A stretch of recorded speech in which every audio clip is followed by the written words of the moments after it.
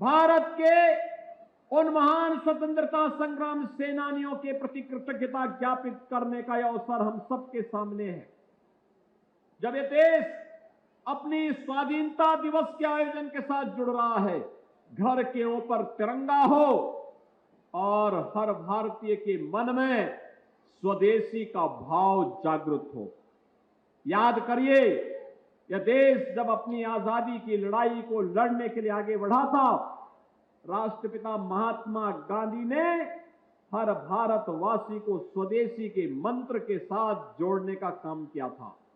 स्वदेशी हमारे जीवन का ध्येय बने, स्वदेशी हमारे जीवन का मंत्र बने। हम जिएंगे स्वदेशी के लिए, हम मरेंगे अपने देश के लिए। अपनी राष्ट्रभक्ति की इस पराकाष्ठा के साथ जब भारत आगे बढ़ेगा तो दुनिया की कोई ताकत भारत का बाल बांका नहीं कर पाएगी। और आजादी का ये संदेश हम सबको इस उद्देश्य के साथ आगे बढ़ाने के लिए प्रेरित कर रहा है।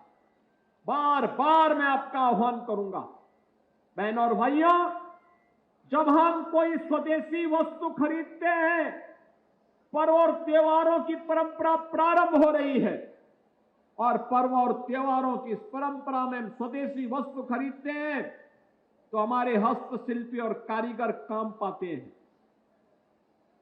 उसका जो पैसा हम देते हैं वह हस्तशिल्पी, कारीगर और हमारे उद्यमियों के पास जाता है।